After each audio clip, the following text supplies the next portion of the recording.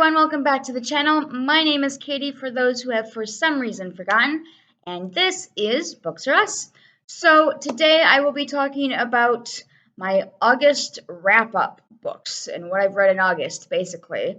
As this is the last day of August, I probably won't finish another one today, but you never know, but probably not. Anyways, let's get started with the books I've read in August. Let me go to Goodreads. There we go.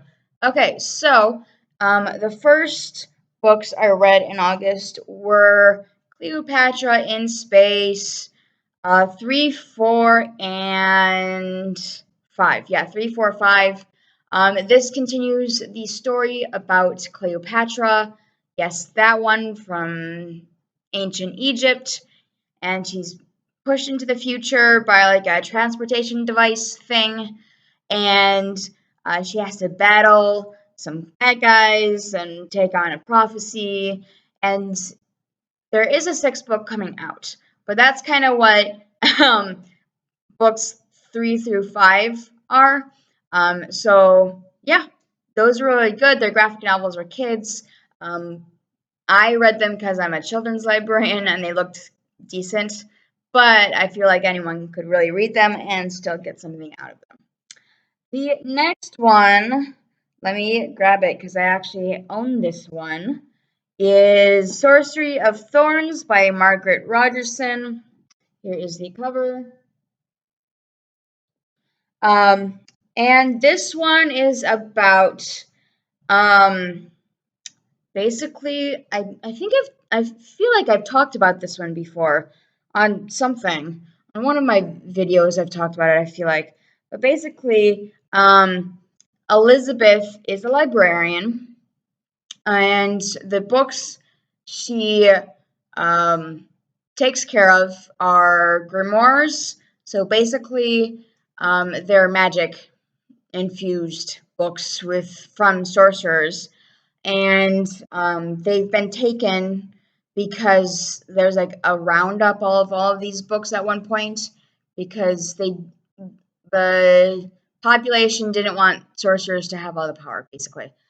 And one night, the library she works at is sabotaged, and one of the books becomes a monster, and they're not supposed to become monsters.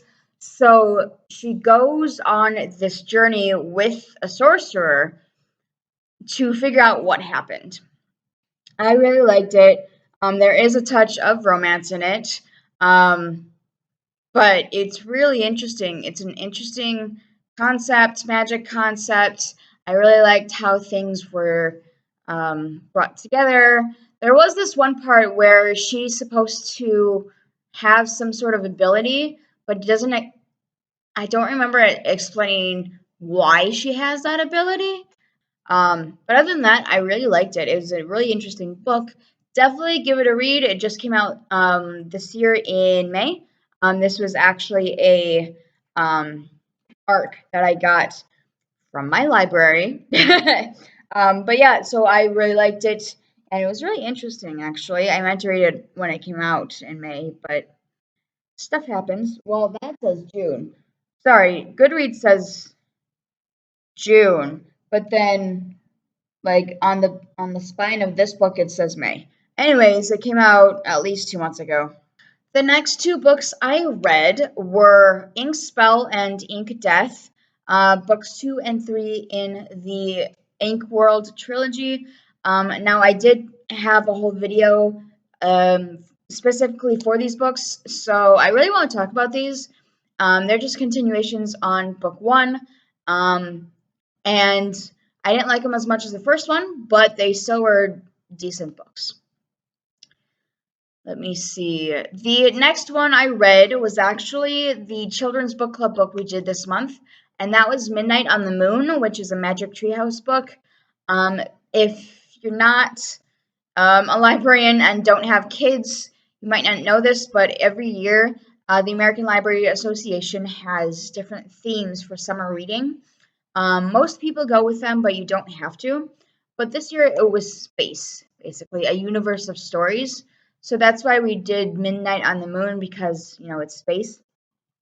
But basically, the basic setup of each book is that Annie and Jack go to this magic treehouse, hence the title of the series, and they go to a different book and say, I want to go here, and they go to that place, and then they find something or do something, and it's really short, and they find, like, Jack writes down in his field guide or whatever, what he's learned, and in that case, we learn as well. The kids will learn stuff that they learned on the moon or in that on the Titanic or whatever the book might be. But yeah, I like the series as a whole. This specific book I liked as well. The next book I read was Red, White, and Blue. Red, White, and Royal Blue. It came out in May, but for some reason, my library didn't get it till August. Why, I don't know. I'm not part of that process. But basically, Red, White, and Royal Blue is about the first son of the president and one of the princes of England. And there was an incident at the prince's older brother's wedding where they crashed into the cake, and like he was pushed by the first son, and it becomes like a national incident. And so they kind of have to do some publicity of like, yeah, they're actually friends. They don't hate each other, even though this one incident shows that they might. Um, but after that, after like the publicity thing they were scheduled to do, they exchange numbers and have a long distance relationship, basically, and a long distance secret relationship that gets blown because um, the first son's mom is going for re-election, and it was part of a whole plan to out him. Anyways, I just told you the whole story basically. But do read it because it's really interesting, because sometimes the story is told via text or emails. So I really liked that, and I really enjoyed it, and definitely give it a read.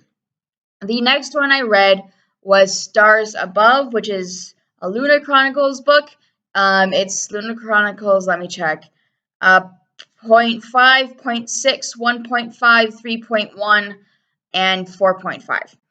So that just basically means there's stories interspersed within the series, and they were all combined into this. So you get to see some backstories for some people. You get to see how Aiko was brought back to life, or repaired, I should say. You get to see Cinder and how she may have known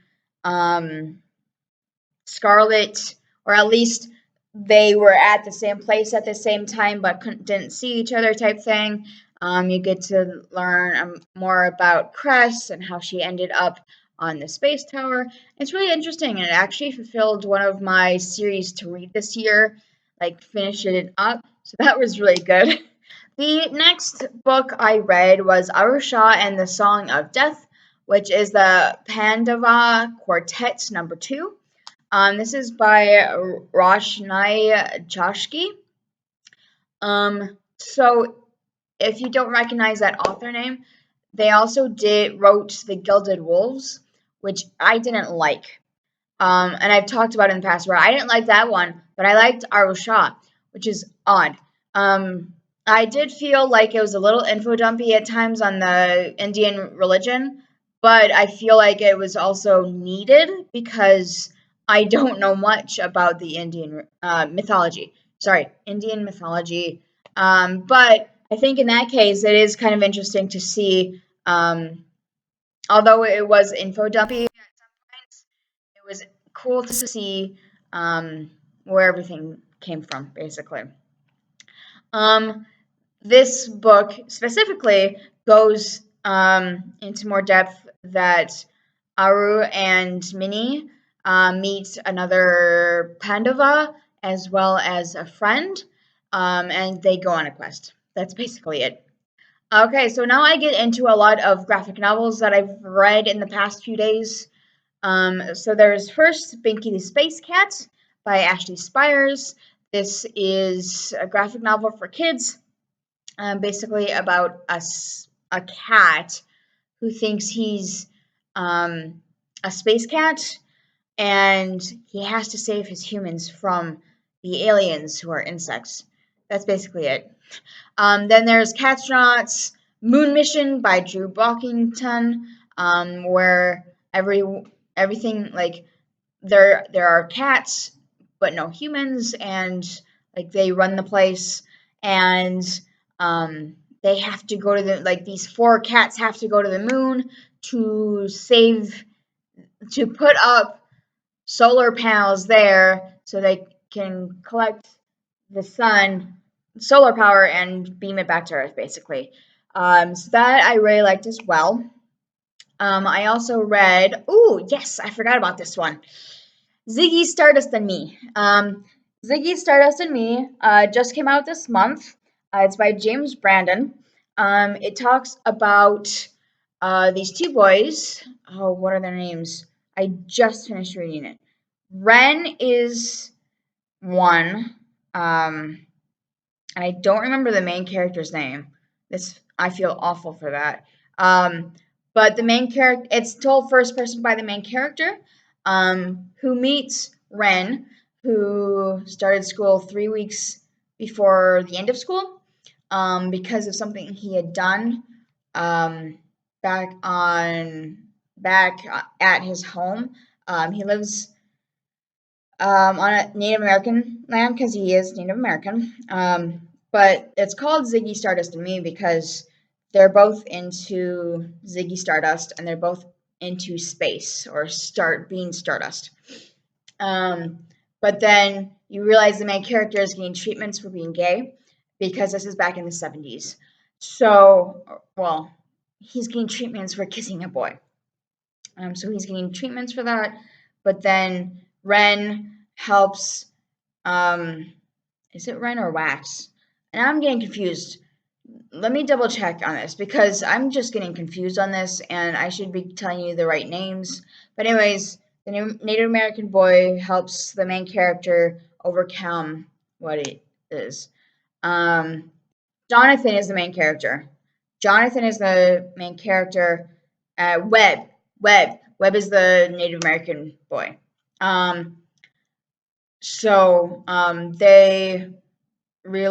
They come to the realization they like each other. But Webb is accepted by his family, with the whole Native American Two Spirit thing, but Jonathan isn't accepted by his dad. It was a really cute story. I really liked it. It was interesting to see one that was published today, but set in the 70s, to see that kind of dynamic.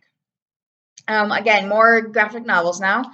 I have The Cardboard Kingdom by Chad Sell, and it's basically about a neighborhood of kids who get together and do make-believe with all these cardboard boxes. And it's the stories of that coming together, being a neighborhood, the stories they tell with not only imagination, but actual stories with their families.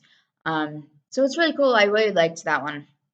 The next one I have that I read is The Boy Who Crashed to Earth, which is High-Low #1, by Jude Winnick. Another summer reading book for us. We have a whole list.